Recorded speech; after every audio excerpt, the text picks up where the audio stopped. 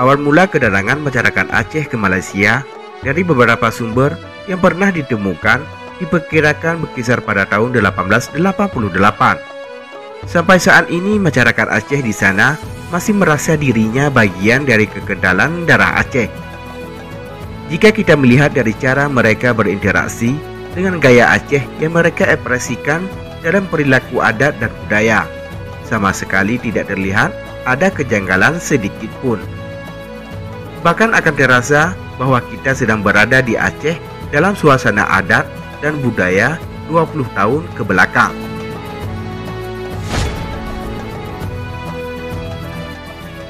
Sebelum lebih jauh kita mengumpasnya, tekan dulu subscribe, like, dan share agar sejarah Aceh lebih terpandang di mata dunia.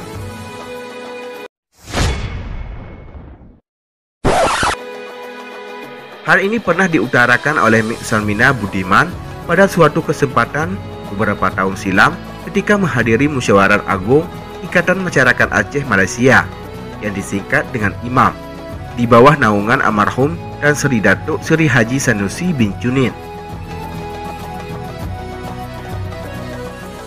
Berkat perhatian almarhum dan Seri Datuk Seri Haji Sanusi bin Junid bersama dengan tokoh masyarakat Aceh lainnya yang berada di Kampung Aceh yang Kedah Malaysia, yang selalu bersedia memfasilitasi, mempererat tali silaturahmi, memberikan motivasi tersendiri bagi masyarakat lainnya untuk ikut melakukan hal yang sama. Alhasil daripada ikatan silaturahmi yang tak pernah terputus, kita masih dapat melihat jiwa keacehan yang masih kental, yang tercermin dari adat, budaya, dan bahasa, meskipun telah terasing satu abad lebih dari kampung halaman Indatu. Apabila kita berkunjung ke Kampung Aceh yang Kedah Malaysia, dapat dipastikan kita akan menjumpai banyak hal yang serupa dengan yang ada di Aceh sekarang ini. Bahkan mungkin yang kita jumpai di Aceh sudah sedikit memudar.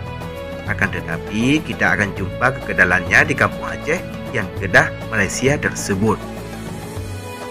Yang menariknya lagi adalah menu kuah prik masih menjadi masakan khas mereka, yang dimasak oleh masyarakat setempat dengan rasa dan kualitas tak jauh beda dengan kuah prik yang sering kita jumpai di Aceh.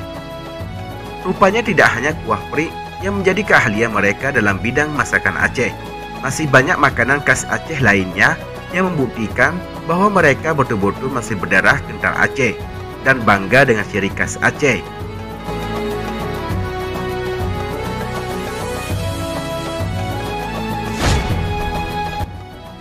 Nilai keacehan.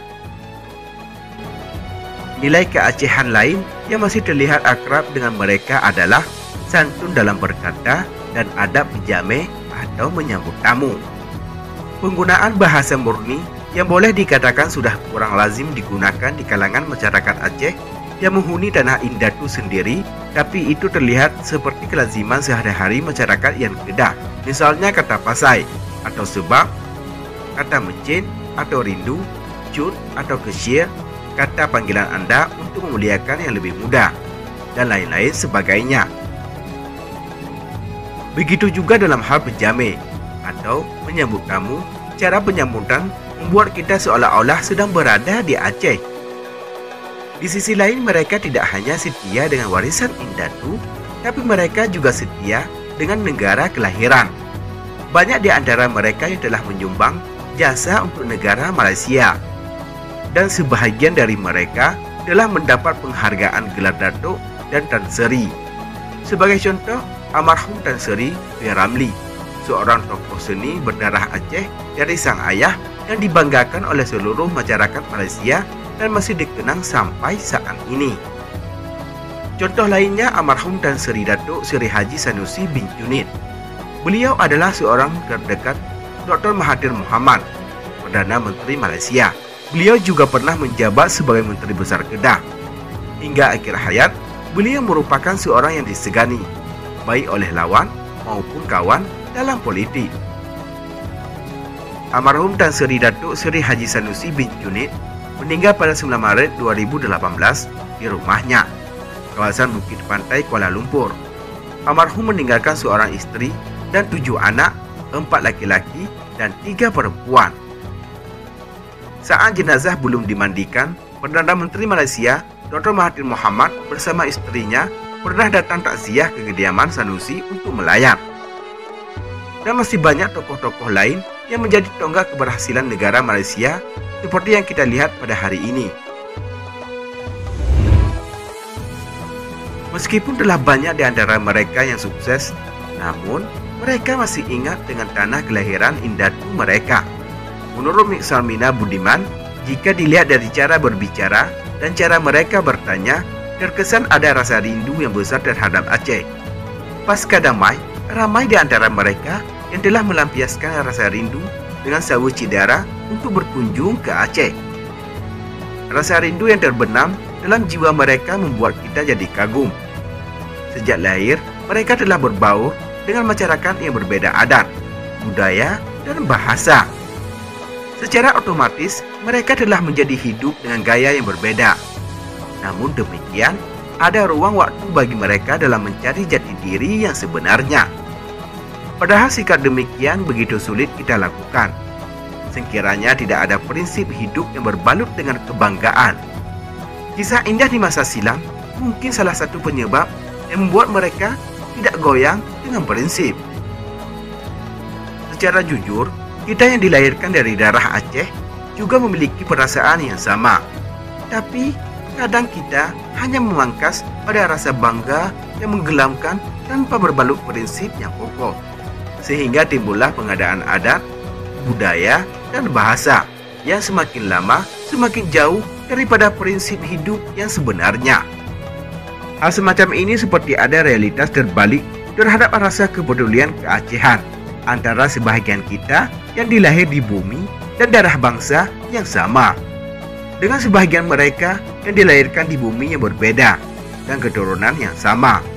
Ibarat kata pepatah, lebih kelihatan semut di seberang lautan ketimbang gajah di depan mata. Filosofi dari pepatah kata ini kemungkinan sedang dan juga mungkin akan terjadi sekiranya kita tidak lagi saling peduli. Strategi perjuangan. Menurut sebuah sumber, pada zaman penjajahan Belanda, kampung Aceh yang Kedah juga menjadi satu tempat mengatur strategi perjuangan. Bahkan beberapa ulama besar, di antaranya Tengku Cik Haji Hasan Kurukali dan Tengku Cik Pantai Kulu, pernah singgah di kampung Yan Kedah. Konon, hikayat Perang Sabi, karya Tengku Cik Pantai Kulu, disusun saat beliau berada di kampung Aceh.